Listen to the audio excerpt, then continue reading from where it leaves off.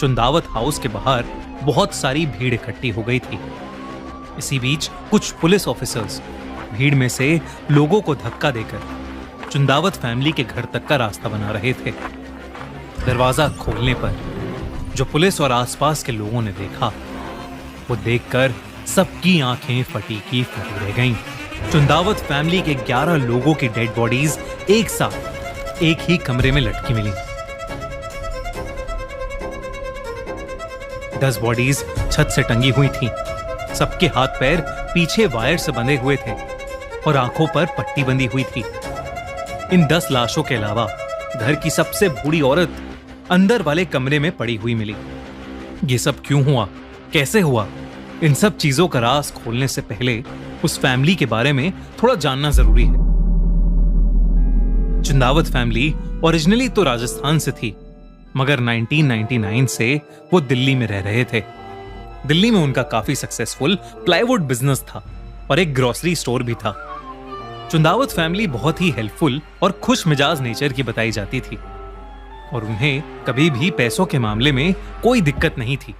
परिवार की सबसे बड़ी मेंबर 75 साल की नारायणी देवी थी, जिनके 2 बेटे थे, भवनेश और ललित।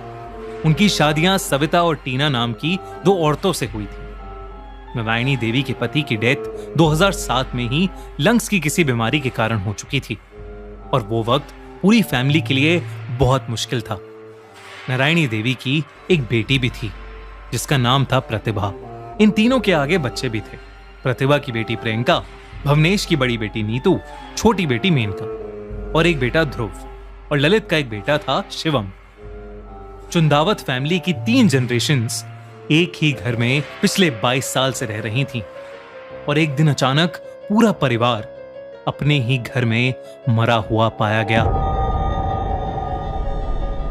जब पुलिस ने उनके पूरे घर की छानबीन की तो वहां बहुत सारी डायरीज मिली जिनमें किसी विधि के निर्देश लिखे हुए थे।